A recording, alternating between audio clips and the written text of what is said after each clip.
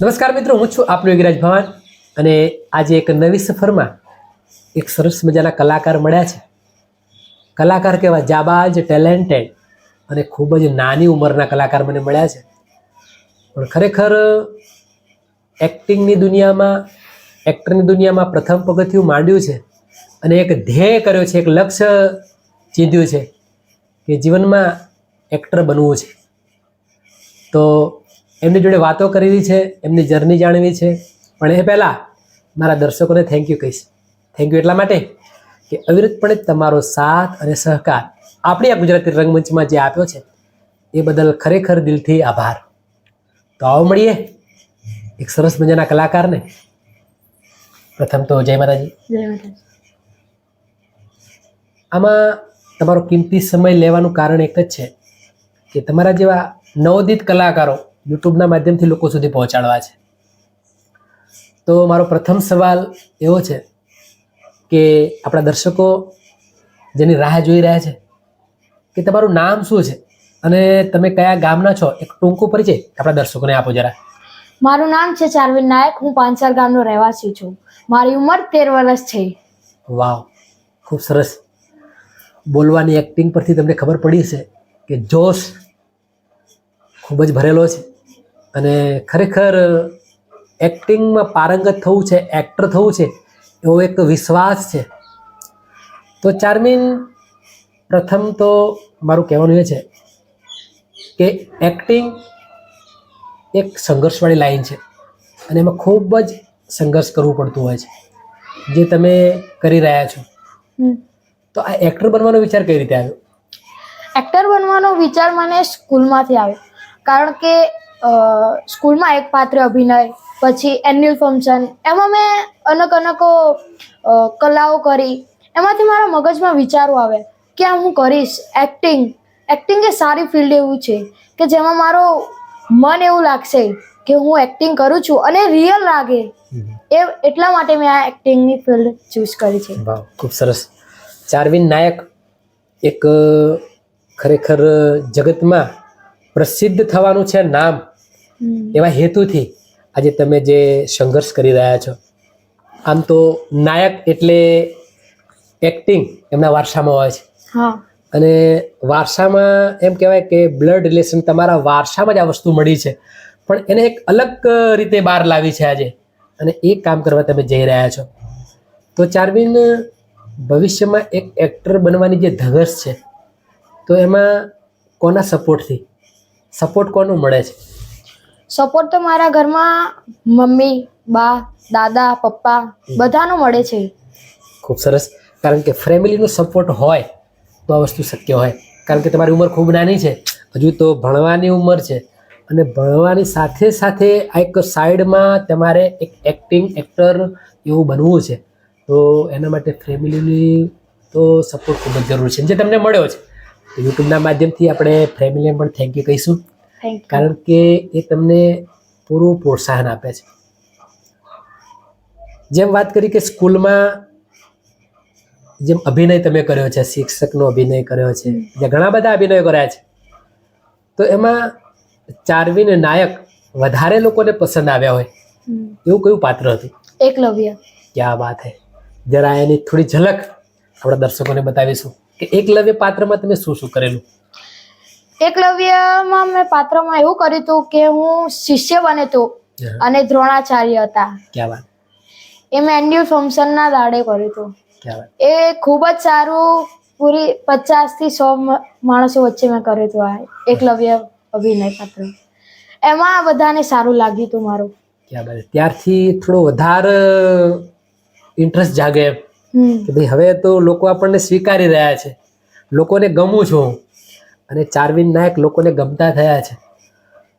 તો મેં એવું સાંભળ્યું છે કે તમે થોડી શોર્ટ ફિલ્મોમાં કામ કર્યું છે, સિરિયલોમાં કામ કર્યું છે, તો જરા એના નામ આપણા દર્શકોને સજેસ્ટ કરીશું. મેં સિરિયલમાં કામ કર્યું છે.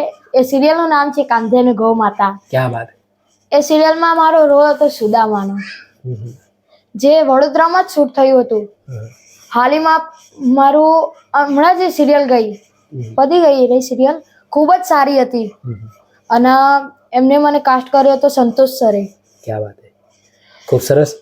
ધીરે ધીરે પ્રગતિના પંથે જઈ રહ્યા છો તમે અને લોકોના દિલમાં વસતા રહ્યા છો અને ખરેખર જીવનમાં પગથિયા પછી પગથિયું મળે એટલે જીવનમાં એક અલગ ઉત્સાહ જાગતો હોય છે.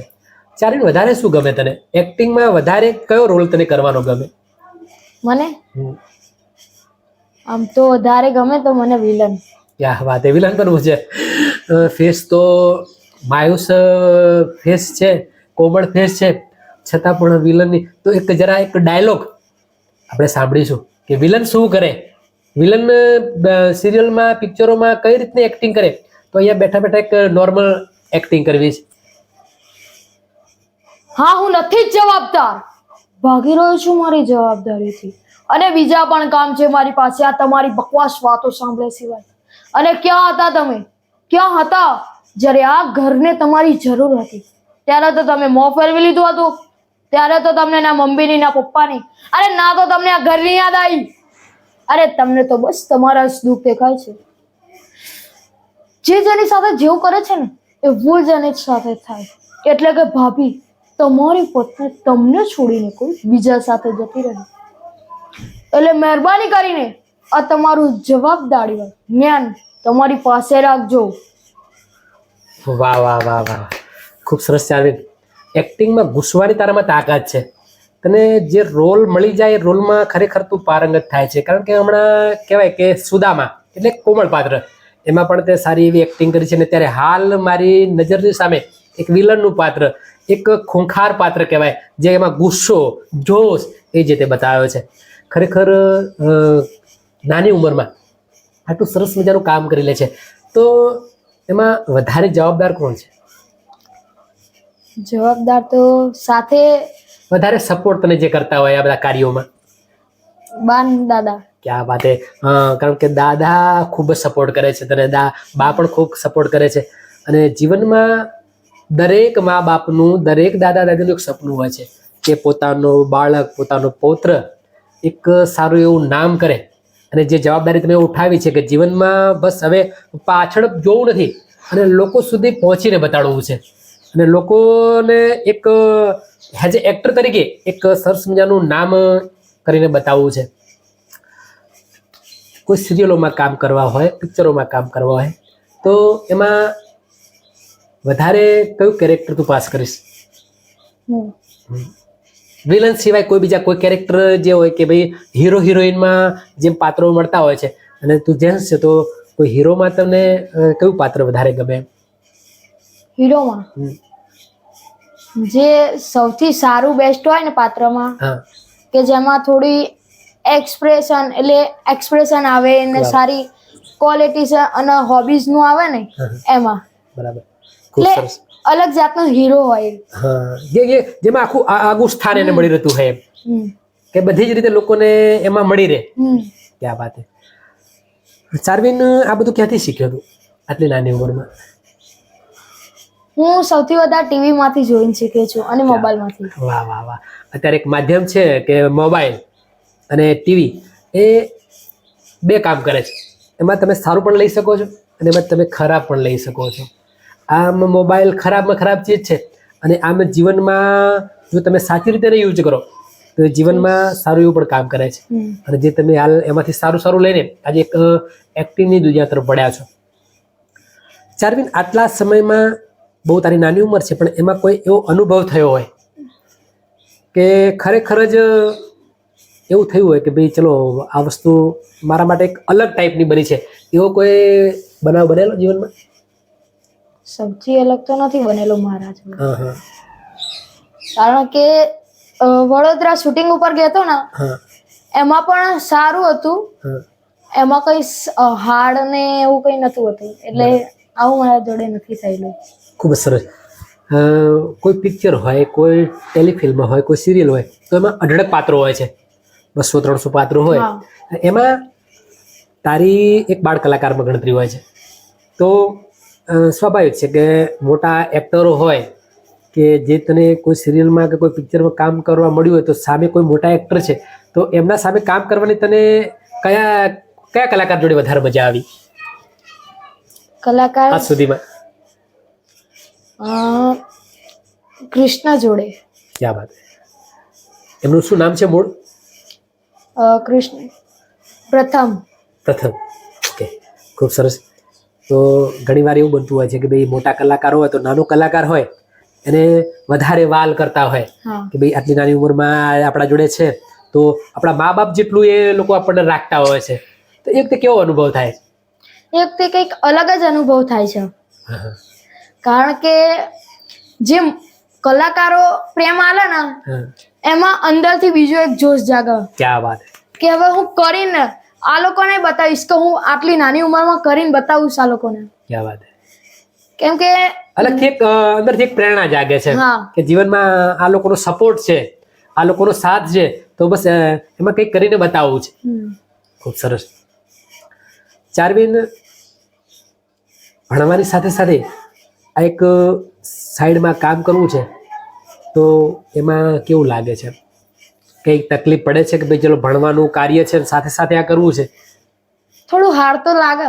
હા. કારણ કે સવારે 6 થી 12:30 સ્કૂલ હાજી. અને 1 થી 2 ટ્યુશન હોય એટલે થોડું મેલ ના ખાય અને લેસન ને બધું એટલે તો એ વચ્ચે 1 કલાક કાઢવું પડે છે. ક્યાં વાત. ખૂબ સરસ.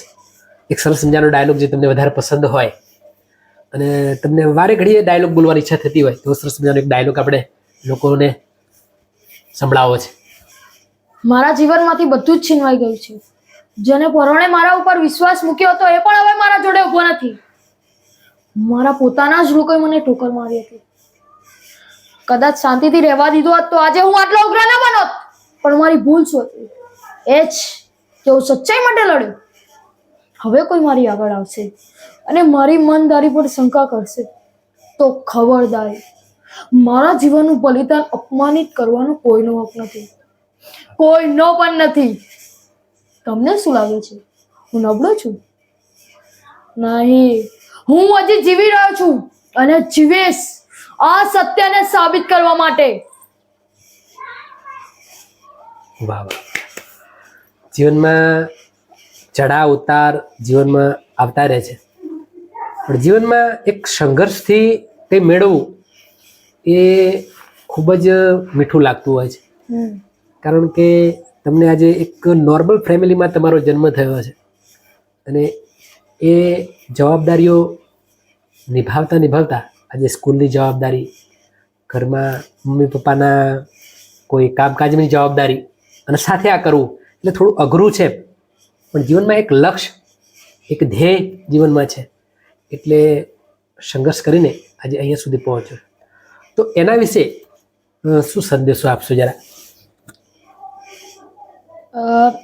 એક્ટિંગની ફિલ્ડમાં જો આપણે એક્ટિંગ લીધેલી છે ને એને છોડવું એ બહુ આસાન વાત નથી. ક્યાં વાત. અને લીધું તો એને પૂરું કરીને બતાવવું પડે. ક્યાં વાત. કારણ કે જે એક્ટિંગ છે ને એ અંદરનો જોશ જગાડે છે કે આ મારી માન સન્માન છે એટલે આને હું એક જાત પૂરું કરીને બતાવીશ કે હું આટલો મોટો આટલો હતો ને આટલા આવ્યો, 0 થી હીરોમાં બન્યો. એટલા માટે આ અલગ જ દુનિયામાં કહેવામાં આવે છે કે એક્ટિંગની ફિલ્ડમાં બહુ હાર્ડ વર્ક હોય છે પણ જો એ હાર્ડ વર્કને આપણે થોડું અલગ રીતે લઈએ ને તો બહુ સહેલું થાય. ક્યાં વાત. ખૂબ સરસ વાત કરી ચારવીન. આપણે ગુજરાતી રંગમંચ ચેનલમાં તમારા જેવા ઉભરતા કલાકારોને મળું છું અને વાતોચીતો કરું છું અને લોકો સુધી પહોંચાડું છું. તો આજે ગુજરાતી રંગમંચ ચેનલમાં તમારું ફર્સ્ટ ઇન્ટરવ્યૂ થઈ રહ્યું છે, કેવું લાગે છે? બહુ સારું લાગે છે અને મેં ફર્સ્ટ ફેર આવું ઇન્ટરવ્યુ જોયું છે એટલે સારું છે કે અંદર એવું પ્રશ્નો પણ એવા પૂછે છે કે સારા એવા લાગે કે જવાબ આપવામાં પણ મજા આવે. ક્યાં વાત.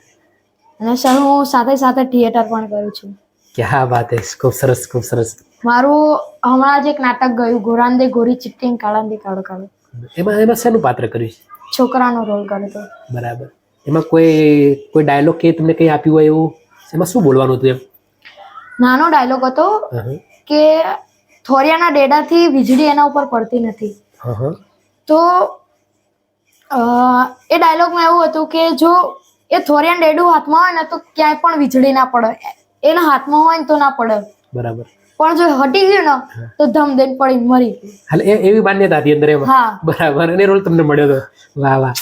કોઈ વાર એવો રોલ મળ્યો કે ભાઈ ચલો ભાઈ મજાકનો રોલ હોય, હસવાનો રોલ હોય, એવું કઈ એમ કોમેડી એવું કઈ જીવનમાં એવો કોઈ રોલ મળેલો છે?